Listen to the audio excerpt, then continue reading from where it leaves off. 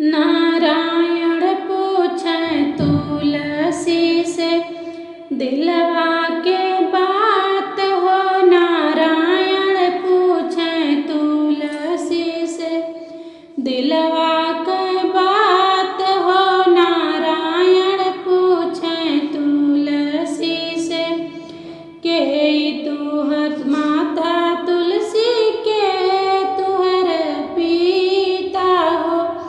कि तुहर माता तुलसी के तुहर पिता हो।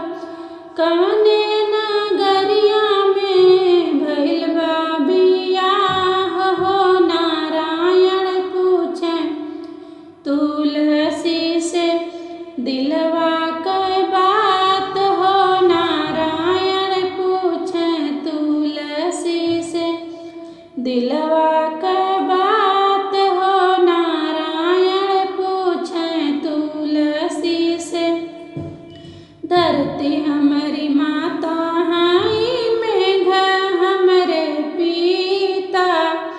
धरती हमारी माता हाई मेघ हमरे पिता। गोकुल नगरिया हमरा भइल बियाह हो। नारायण पूछे तुलसी से दिलवा के बात हो। नारायण पूछे तुलसी से दिलवा के बात हो। नारायण पूछे तुलसी से कहाँ तुहर नैहर तुलसी कहाँ तुहर सासुर। कहाँ तुहर नैहर तुलसी कहाँ तुहर सासुर।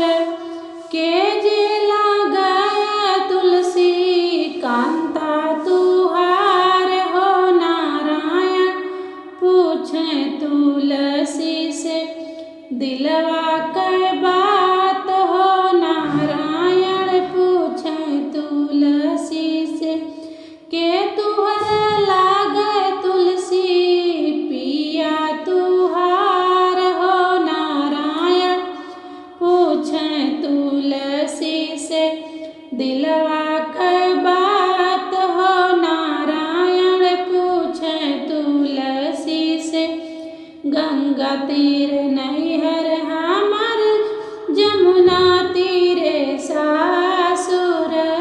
गंगा तीरे नैहर हमर जमुना तीरे सासुर।